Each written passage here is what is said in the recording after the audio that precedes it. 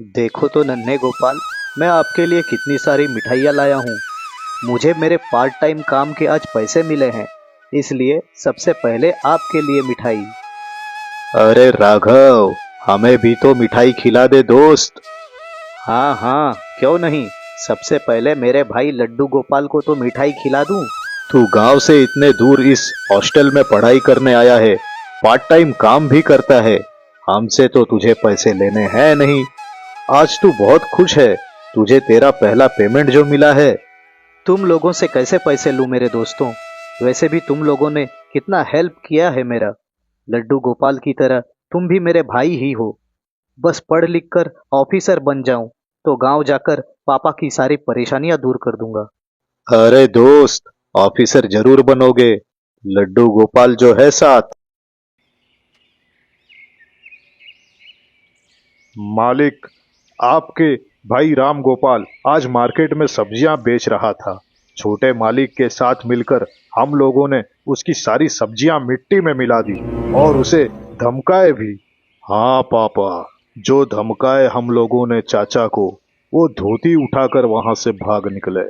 वाह वाह, बहुत अच्छा काम किए हो तुम लोगों ने। वो राम गोपाल भले ही मेरा छोटा भाई है, पर उसे इस गांव में रहने का कोई अधिकार नहीं। मालिक एक खबर लाया हूँ जिसे सुनकर आप खुश हो जाओगे। हाँ हाँ, सुनाओ।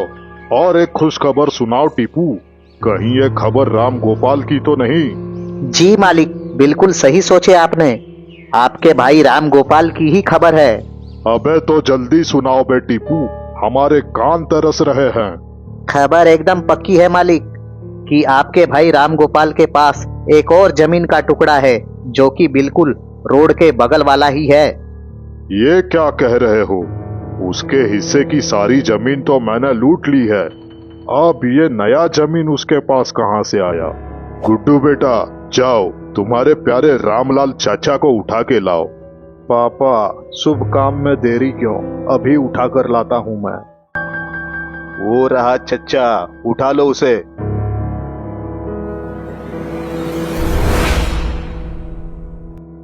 क्यों लाए हो मुझे यहाँ? अरे नाराज क्यों हो रहे हो रामलाल? पसीना क्यों छूट रहा है? भैया, पिताजी ने हम दोनों में जमीन संपत्ति का बराबर हिस्सा बांटा था, लेकिन फिर भी आपने मुझसे सब कुछ छीन लिया। बस अब एक कच्चा मकान के अलावा कुछ नहीं है मेरे पास। एक सड़क के बगल वाले जमीन की खबर? नहीं नहीं भैया, वो बस एक जमीन का छोटा सा टुकड़ा है मेरे बेटे के नाम पर। बस रहने दीजिए हमारे पास। गुड्डू बेटा, ये इसे बंद कर दो कमरे में। नहीं नहीं पापा, मैंने चाचा को बांध दिया कमरे में। सड़क के बगल वाली जमीन इसके लड़के के नाम पर है और वो लड़का शहर गया है पढ़ाई करने। खबर मिली है कि वो लड़का शहर में कोई अफसर बनने की पढ़ाई कर रहा है। अरे बाप रे, ऑफिसर बन रहा है वो। ए गुड्डू, फोन लगाओ रे उस लड़के को और यहाँ बुलाओ जल्दी से। पापा, आप देखो, उसे जैसे ही पता चलेगा कि हमने उसके पापा को पकड़ रखा है तो दौड़ते हुए शहर से पेन पेंसिल जो मिले लाकर साइन कर देगा पेपर पर। हाँ तो करो करो, फोन मिलाओ। राघव, हम बोल रहे हैं। गुड्डू। प्रणाम भैया। प्रणाम वरनाम तुम्हारे जेब में रखो और दौड़ते हुए या रेंगते हुए जैसे भी हो यहाँ तुरंत पहुंचो, वरना तुम्हारे पापा। क्या हुआ? मेरे पापा तो ठीक है ना? तुम्हारे पापा को हमने उठा लिया है और बांध कर रखा है। एक जमीन है जो तुम्हारे नाम पर है, उस जमीन को हमारे नाम पर कर दो और अपने पापा को ले जाओ यहाँ से। ठीक है, मैं निकलता हूँ। मैं साइन भी कर दूंगा पेपर पर मेरे पापा को कुछ मत करना। मुझे आज ही ट्रेन पकड़कर गांव जाना होगा दोस्तों। मेरे पापा बहुत ही मुसीबत में हैं। तो हम लोग भी चलते हैं तुम्हारे साथ। नहीं, बस एक सिग्नेचर ही करना है मुझे पेपर पर। मुझे कोई लड़ाई झगड़ा नहीं करना। चलो, मैं चलता हूँ। कुछ समय बाद राघव अपने गांव के लिए निकल पड़ता है।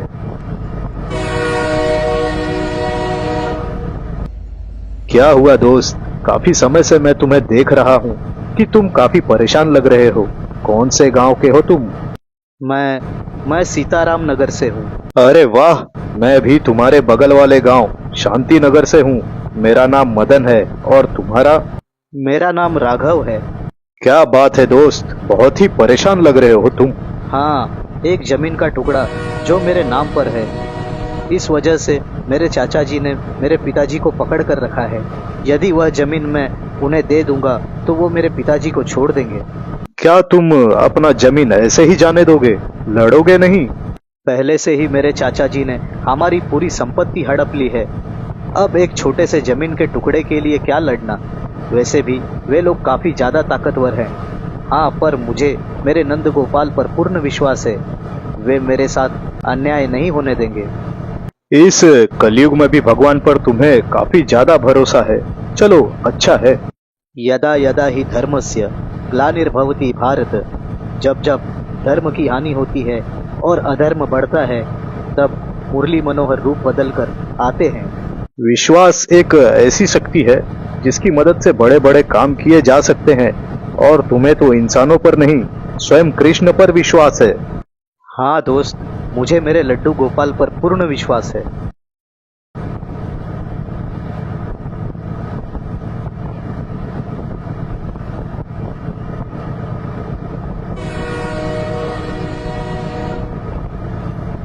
चलो, आ गया हमारा स्टेशन। अरे ये क्या, स्टेशन के बाहर एक भी गाड़ी नहीं है। चलो चलो, पैदल चलते हैं। वैसे भी मुझे सीधे चाचा जी के घर ही जाना है। फिर भी 8 किलोमीटर है। तुम रुको, मैं कोई ऑटो या गाड़ी देख कर आता हूँ।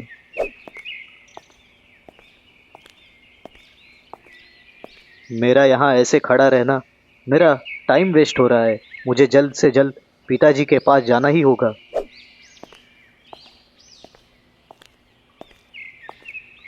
अरे ये क्या, लगता है पैदल ही चला गया। बेचारा बहुत परेशान था। चलो, मैं भी दूसरी जगह जाकर देखता हूँ, किसी गाड़ी या ऑटो को। मालिक, मालिक, राघव गांव के नजदीक पहुंच चुका है। यहीं आ रहा है वो। आने दो उसे। उसके आते ही उसके पिताजी को यहाँ से चले जाने दो। फिर उस राघव से उस जमीन पर हस्ताक्षर करवाकर मार देंगे उसे। पापा, तो क्या चाचा को नहीं मारेंगे क्या? अबे बुड़बक हो तुम। उसके बेटे को मार देंगे तो वो पागल होकर गांव गांव भटकेगा। सोचो कितना मजा आवेगा जब बच्चे उसे पत्थर से मार मार कर पागल पागल कहेंगे। नहीं समझे? हम समझ गए पापा, बड़ा मजा आएगा।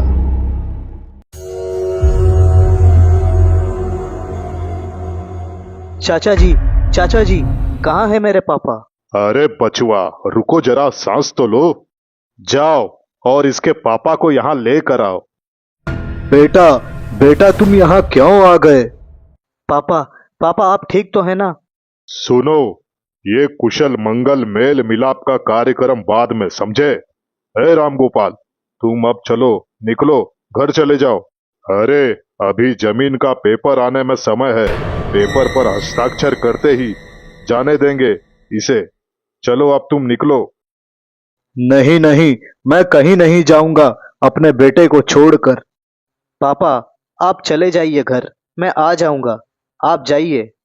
ठीक है बेटा, आ जाना घर, मैं इंतजार करूंगा। चलो राघव, तुम्हारे पापा तो चले गए। अब इस पेपर पर हस्ताक्षर तो कर लो। आपने कहा कि पेपर अभी आया नहीं है, आने में समय लगेगा। अब इतने जल्दी पेपर कहाँ से आ गया चाचा जी? तुमको क्या लग रहा है, यहाँ सिर्फ पेपर पर साइन करवाने के लिए बुलाए हैं हम तुम्हें? अबे कल को तुम अफसर वफसर बनकर यहाँ आ गए बदला लेने, तो क्या होगा? फ्यूचर की सोचते हैं बे हम, यही तुमको निपटाने के लिए बुलाए हैं। गुड्डू, अब ज्यादा समय बर्बाद ना करो। इसे हस्ताक्षर करवा के मार दो, समझे? ले जाओ, इसे बांध कर मारना।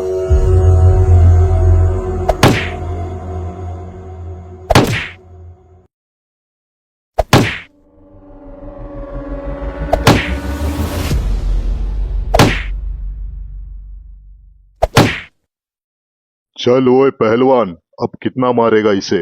बेहोश हो चुका है ये। जा, अब तू घर जा।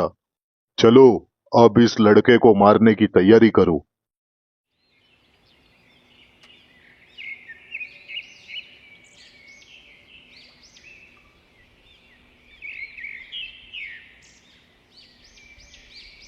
अरे अरे, तुम तो मदन हो ना? मैं यहाँ कैसे आ गया? मुझे मुझे तो वो लोग मार रहे थे। अरे दोस्त, तुम स्टेशन पर से अकेले ही निकल गए। यदि मैं तुम्हारे साथ होता तो तुम्हें इतना मार नहीं ना खाना पड़ता। वैसे हम लोगों का सफर काफी लंबा है। भाई जो मानते हो तुम मुझे? कौन कौन हो तुम? सच सच बताओ।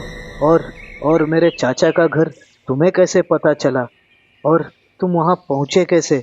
कौन हो तुम? चलो, पेपर पर हस्ताक्षर तो हो गया है। अब इस लड़के का कोई काम नहीं। मारकर फेंक दो इसे। छोड़ दो इस लड़के को, जाने दो। कौन हो बे तुम? यहाँ अंदर कैसे आ गए? निकल लो यहाँ से, नहीं तो इसके साथ साथ तुम भी मरोगे। तुम लोगों ने मिलकर बहुत सारे पाप किए हो और तुम्हें इसकी सजा यहीं पर मिलेगी। और रही बात मुझे मारने की, तो वह संभव नहीं।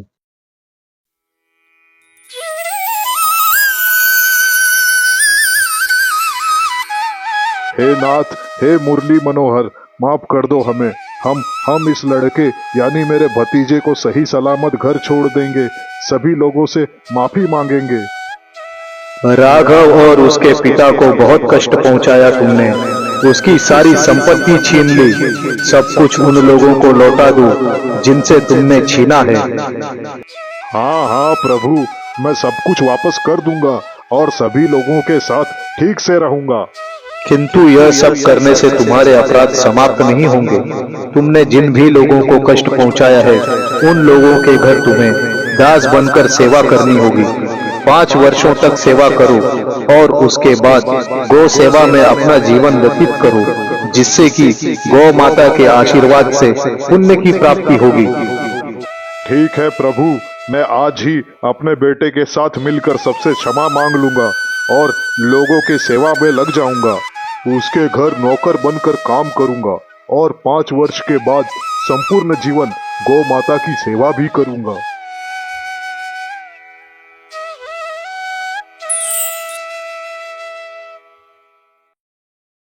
मैं हूँ तुम्हारा लड्डू गोपाल, मुरली मनोहर, नंद गोपाल। मैं धन्य हो गया आपके साक्षात दर्शन पाकर। मुझे आप पर पूर्ण विश्वास था मेरे कान्हा।